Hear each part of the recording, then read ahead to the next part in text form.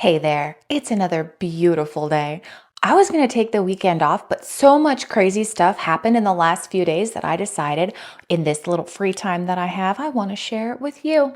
So let's watch some stuff. I just have to remind you, don't you ever let anybody take your power from you. You have the same power that you did before November 5th, and you have the same purpose that you did, and you have the same ability to engage and inspire. So don't ever let anybody or any circumstance take your power from you. I think it took like 5 seconds from this being released for there to be that meme of her holding a liquor bottle. She sounds totally wasted. There's got to be some kind of depression going on. I mean, with all of the money that she spent, and it's publicly known how she spent that money, and she lost, I would be a little bit depressed too. And probably on a bender. This morning, a major decision at Walmart, not about holiday sales, but about diversity programs, also known as DEI programs. It's joining a growing list of companies rolling them back. This morning, the world's largest retailer says it's rolling back some of its diversity, equity, and inclusion policies. Walmart, which employs more than 1.5 million Americans, joins a list of major corporations revising DEI initiatives. Walmart says many of the changes to its DEI programs were already planned and not a result of conversations with Starbucks. The company is pledging to better monitor third-party marketplace items to make sure they don't feature sexual and transgender products aimed at minors. Walmart says it will also review its funding to Pride events and will end racial equity training programs for staff. GLAAD, an LGBTQ advocacy group, has said we cannot let fear and fringe anti-LGBTQ activists dilute the work that has been done in the name of visibility, acceptance, and opportunity. Companies need to listen to our movement. We are powerful and growing every single day. We will not stop until we have eliminated wokeness in corporate America. Walmart also says it will no longer consider race and gender as a way to increase diversity when offering supplier contracts. Well, I don't know about you, but I think that is absolutely fantastic. Wokeness has no place in corporate America. Yes, we can include these people who choose to live differently, which is fine, but why should we cater to them? They shouldn't be catered to any more than any other person. We are all Americans, and that's how it should be. We should strive for a meritocracy where you are appreciated for your merits, not the color of your skin, not your sexual orientation, and not your gender, just by how well you do your job or how well you provide a product. That's how it should be. And get all that other crap out of the way so we can move forward. Scott, you heard the president there talking about the delay, apologizing for a delay. One reason for that might be this statement that we just got from Israel saying that the political security cabinet this evening approved the U.S. proposal for a ceasefire arrangement in Lebanon by a majority of 10 ministers to 1. Israel appreciates the U.S. contribution to the process, reserves its right to act against any threat to its security. So it may be this hour delay that we saw in waiting for the announcement from the White House was waiting for that vote in Israel to make sure that this was officially official. And now it is, Scott. I've just been texting with a former CIA station chief in the region to get a sense of what the analysis is of this deal. A couple of points to make there. One is that the Israelis will, I'm told, do what they need to do here despite the existence of a ceasefire, and that includes potentially attacks on any resupply effort out of Syria or other countries in the region, such as Iran. And it also raises the question, as you heard the president mention there, of what happens now in Gaza. This is a first step in a multi-step process, potentially, that might happen over the course of 2 consecutive and diametrically opposed U.S. administrations, which have similar interests. And the question now for the incoming Trump team and for the outgoing Biden team is, can they get a deal over the line for a ceasefire in Gaza as well, and what are the implications for that? That's the piece we don't know, and of course the fate of those hostages hangs in the balance there as well, Scott. So this ceasefire talk has been going on for a few days now, and apparently Hezbollah was smuggling weapons into Lebanon during this ceasefire, and so the Israeli military led a strike, an airstrike. So there's no ceasefire. They're still talking about possibly having a ceasefire, but Nobody's ceasing fire. So, ¿Qué tantos años tienes? ¿Dos? ¿2 años? ¿No vienes con tu mamá y tu papá? ¿No? ¿Vienes sola? ¿Para dónde vas, mamá? ¿Dónde están? ¿Estados Unidos? so this absolutely bothered me to my core. This child walked in a line of immigrants to the border by herself. By herself. That's disturbing. That's disturbing. Yeah. Gold prices might go crazy, and this is why. China has struck gold literally with a massive discovery in a province called Hunan. They have unearthed gold reserves estimated at a cool $83 billion.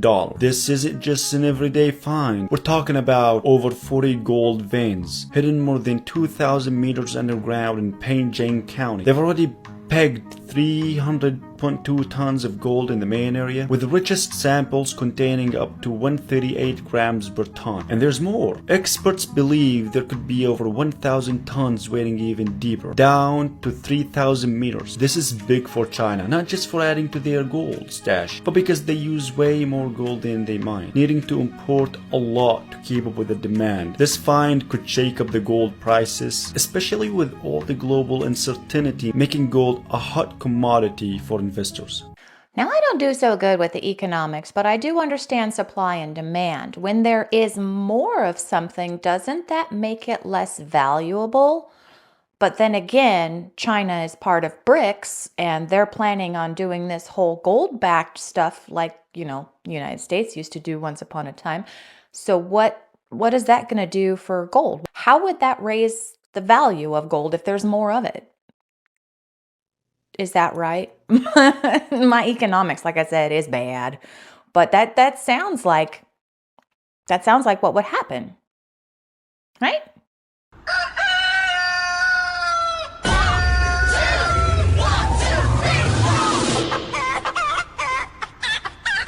Just a friendly reminder that Christmas is right around the corner. You know what else is right around the corner? 1 million subscribers. Look at that. We just hit 325 million subscribers. We're getting there. It's gonna happen one of these days. Hit that like button for me, please. It'll really help out the channel. And come on back. I'm making a new episode every Monday, Wednesday, and Friday, except for today, it's Saturday, because it felt like it. And I like you guys. So we have some huge breaking news right now. A Texas land commissioner is offering the federal government, and specifically Donald Trump, thousands of acres of land in Texas owned by the Texas state government to build mass deportation camps. So the Texas land commissioner at issue, Dawn Buckingham, wrote a letter saying that she will offer 1,400 acres to the Trump administration to build mass deportation camps. And now she's amending that offer to saying she'll be open to giving even more land. The state government owns about 4,000 acres of land in the state. Donald Trump wants to start this mass deportation plan as soon as he takes office, although it's unclear exactly how he's going to do it and with what resources. But now Texas, this land commissioner, this Republican land commissioner, now is literally offering Texas state land to build camps on them. It's unclear what these camps would look like and whether the Trump administration would even accept such a thing. It really seems like this is just a political ploy by the land commissioner to potentially bolster her own image. Because as you know, there are elections coming up in Texas in 2026. In any event, comment below your thoughts, spread the word, and follow along to stay up to date on all the news you need to know about. meanwhile, here in the once great state of California, our stupid governor is making sanctuary cities where the state will not help the federal government find these individuals to deport them. But that makes me think, if he's making the sanctuary cities and these individuals who are breaking the law, because breaking the law is breaking the law, they're going to be in one spot.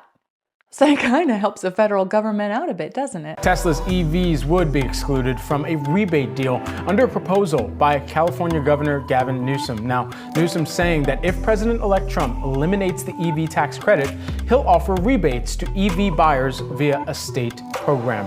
Of course, this is as California has been one of the more friendly states towards full self-driving and autonomous taxis, and is one of the two states that Elon Musk talked about on the call with regard to that. This is how stupid this is. It's extremely stupid.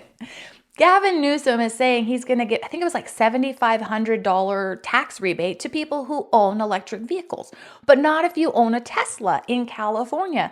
And more than 50% of the electric vehicles in California are Teslas. Not only that, but he's pushing this crazy electric initiative. He wants all vehicles in California to be electric, and he's going to stop selling gas and diesel engines by a certain point, right? But he wants to charge all of the people that own electric vehicles per mile that they drive because he's not getting his precious gas tax.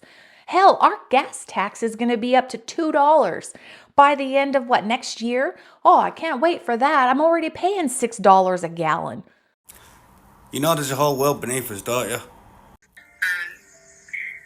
There's cities underground, there's warehouses underground, there's actual homes underground.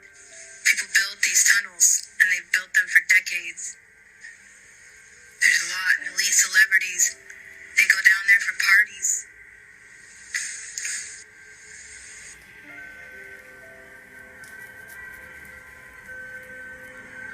Underneath the Getty Museum in Los Angeles, California. I was there for a cock party. We walked through the museum, through the garden area, and employees led us to underground tunnels. We had to take an elevator and stairs. We had to be led. There is no way that you can just walk into a tunnel. The entrances and the exits are in your face, but there's no way that you can just walk through tunnels. You'll get stuck. You'll go deeper and deeper, and you won't be able to come back out because it's hard, because the tunnels run all different directions for miles and miles and miles and miles. So if you go down the wrong one, you'll get stuck, and it's confusing to turn back around and get back to where you're going. So you have to be led in and out. Mental, innit? This isn't just confined to America, this is all across the world. There's tunnels everywhere, even in UK, all across Europe, all across the Middle East, Asia, you name it, Russia. Every country in the world has got tunnels under it. And you know when you hear about all them little people that go missing, now you know where to go. We've talked about tunnels all over the world, and some of them are used for nefarious purposes, which disgust me to my core. But I just learned the other day about the possibility that they're under the Getty. I know that there was X amount of millions of dollars slated to build the Getty, but it went over budget by 3 times, which is weird because you're like, why? How did that happen? And then there's these stories popping up about tunnels and hidden crap going on down there. I mean, unfortunately, in this world, it doesn't surprise me. The Getty Center opened in 1997 and serves as the hub for various Getty projects like the Conservation Institute and the Foundation. It sits on about 110 acres of land, including 24 acres for the campus and 600 acres for nature reserves around it. However, it's also been quite controversial due to its funding. Originally budgeted at $350 million, the final cost skyrocketed to around $1.3 billion. After a 2005 report in the Los Angeles Times raised concerns about the Getty Trust's spending habits, the California Attorney General looked into it, but found no wrongdoing. However, the trust agreed to have outside oversight for future spending. In 2008 and 2009, financial troubles led to staff layoffs, but by 2013, things had improved. While the building itself cost $449 million to construct, and the land and site work added up to $115 million, many wonder where the rest of the money went. I had to find the clip that explains the money thing. But see, where's the rest of that money? Is it underneath the building? The past 11 days have been really tough for everyone. Everyone is in pain and trying to make sense of it, and we'll never make sense of it. Ladies and gentlemen, Ellen DeGeneres has left the United States and has said, quote, she's never coming back. Ellen DeGeneres and wife Portia de Rossi have moved to rural England, put their Montecito estate on the market, and plan to never return to the United States, telling friends that the election of Donald Trump was the primary motivation. Is it really the election of Donald Trump, or is it who Donald Trump is appointing to his cabinet this second time around? Like Kash Patel, the frontrunner for director of the FBI, who has openly said on many podcasts he wants to release the Epstein files and the Diddy list. And it's no secret that P. Diddy and Ellen are friends. Ellen tweeted for his birthday, "Happy birthday, P. Diddy, Puff Daddy, Sean Combs," or as I call him, Cuddle McSnuggle Stuff. You don't need to know why. And we're not even bringing up the weird stuff surrounding Ellen, Twitch, and Diddy, but you should look that up on your own time. Unlike all of the other Hollywood celebrities that threatened that they were going to leave if Donald Trump was elected, she actually did, so I have to give her credit for that. But the question is, why? Was it because of Donald Trump or something else? As always, I want to hear what you think about all of this down below. That one was for Jerry, my brother-in-law. He was over here for Thanksgiving dinner yesterday, and we were talking about P. Diddy, and he is like super digging on rabbit holes and just going down the P. Diddy craze. And I haven't done too much, but I think I'm going to look into it a little bit more just because he sparked my interest. But as far as Ellen going, there's a bunch of other people that have left too, and a lot of people who are still saying they're going to go, so... Hey, so in honor of Gavin Newsom banning plastic bags, I'm here at the grocery store. I'm going to get all my groceries. I ain't touching a single plastic bag.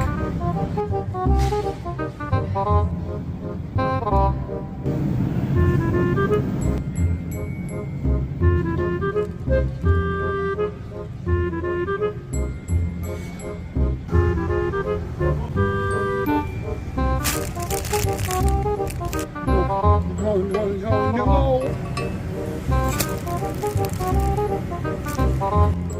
God.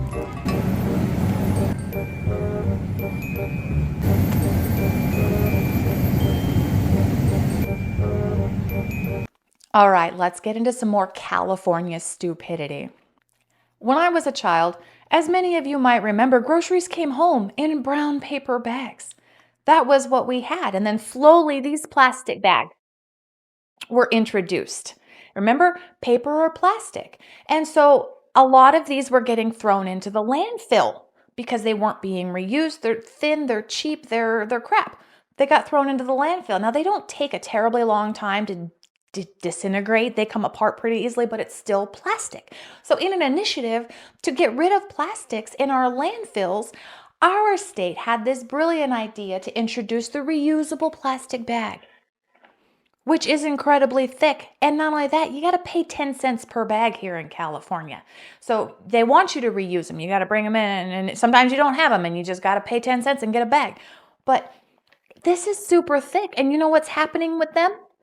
They're still getting thrown into the landfill. I don't work at the landfill, but I do conduct work in the landfill, and these are all over the place. Everywhere. People just put crap in them and throw them away because why not? So they have increased the amount of plastics going into the landfill. And now Gavin Newsom's like, oh, we're going to get rid of these plastic bags altogether. If you don't bring your own, they'll offer you a paper bag. Hello? Why didn't we just do that in the first place? Russian President Vladimir Putin says he's open to discussing a ceasefire in Ukraine with President-elect Donald Trump, but only under strict conditions. Putin's proposal would freeze the conflict along current front lines, allowing Russia to hold on to significant territory, which includes Crimea and large parts of the Donetsk, Luhansk, Zaporizhia, and Kherson regions. Altogether, it's an area about the size of Virginia and makes up close to 20% of Ukraine's total territory. The area also includes vital land routes to Crimea. However, Putin ruled out returning Crimea or making major territorial concessions. Oh, and he's also demanding Ukraine abandon its NATO ambitions. Russia's terms reportedly include limits on Ukraine's military size and guarantees to protect the use of the Russian language. While Moscow says it's willing to offer security guarantees to Ukraine, it insists NATO must stay out of the country entirely. All right, so over the last couple days, Putin led an airstrike in Ukraine. And it was like 100 drones and like 90 missiles, something like that. Putin's all like, oh yeah, we took out some of their energy and some military stuff. And Zelensky's like, you guys didn't hit any of our military, because there's always two sides to the story.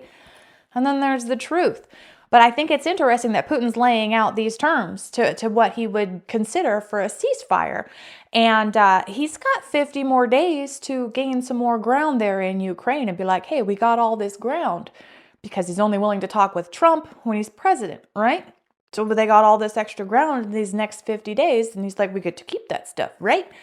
I don't know. I don't know how that's going to go, but I definitely think that there's going to be a lot of unnecessary casualties in the next 50 days because things are going to ramp up and we're going to stick our stupid noses in it. And as far as our stupid noses, NATO had an agreement that they wouldn't have any more eastward expansion. Yet they have multiple times. So who really started this issue? It only comes back to land if everything is like super green, and then we had some concerns about the tower, so it was commanded to land out to sea. Amazing. Can they use that again? Can they get it from the sea? It's going to be probably blocked. Probably going to block, is my guess. But that's fine. We actually have better versions that are in production in those factories over there. How long will it take to produce another one of those? We already have the next one. Well, there you go. Yeah. and it's better than that one. Okay. So. That kind of brings me back to that girl we saw on Wednesday that was talking about how that's where the test started when it hit the ocean. Yeah, they're not going to recover it. That makes my conspiracy brain go, what? But they've already got another one, and it's already ready almost. This is why SpaceX has been making promises that they will build one Starship vehicle every single day. That's not just a flex, it's a necessity to achieve this goal. Elon Musk has thrown around numbers like having 1,000 Starships in operation between Earth and Mars. 2022 was already a record year for spaceflight with a total of 180 rocket launches worldwide. So Elon's full Starship fleet would be over 5 times the current global volume just in Starship launches alone, and with each Starship carrying between 10 to 100 times the mass to orbit of a conventional rocket.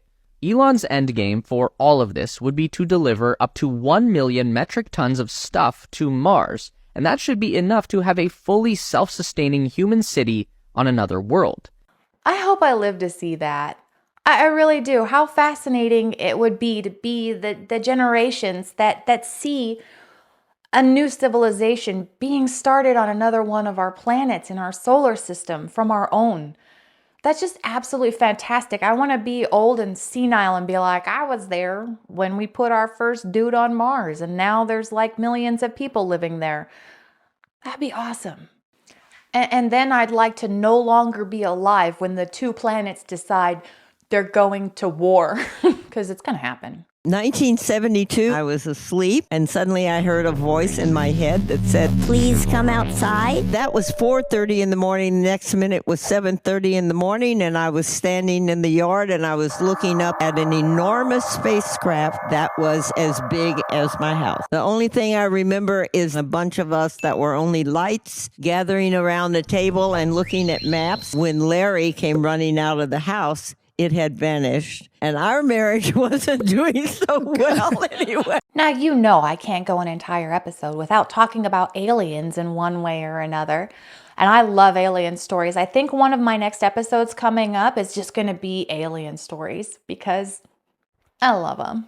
There's an experiment where they put scars on the faces of women that are going to a job interview. The purpose of this is to figure out if people with facial disfigurements face discrimination. Now, just before the women were about to leave and go to the job interview, someone from the makeup team said, hey, let me just fix up the makeup. So previously, the makeup technician had put these scars on their face. They had showed them in the mirror so that they could identify with that person, but then just before they were about to leave, they actually removed all of the scars and they didn't tell the women. So the women carried out as normal. They went to the job interviews and they thought that they had the scars still on their face, even though they didn't. And lo and behold, they came back from the interviews and reported a massive increase in discrimination that they felt towards them. What this tells us is the massive importance of you not having a victim mindset. I just thought that was absolutely interesting. The victim mentality, it really is a thing. And if you can plant that seed in someone's brain and tell them you are the victim, even if they're not, they're going to feel like they're being victimized, which is sad. It's unfortunate. Don't be a victim.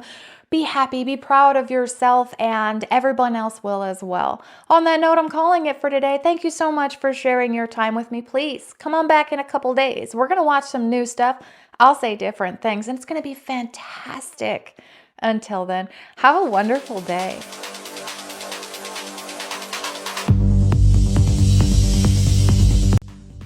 Meanwhile, here in the once great state of California, just a friendly reminder that Christmas is right around the corner. Yay! Just in case you forgot, I'm just letting you know that Christmas is right around the corner. Come on. Christmas is coming and there's nothing we can do to stop it. I have done zero to prepare for Christmas. I've done no shopping. I haven't even thought about pulling out the decorations. I'm not ready. I'm not ready every year. It's just kind of dive in and hope for the best. I guess. Yeah. Are you ready for Christmas? I'm not. I'm never ready.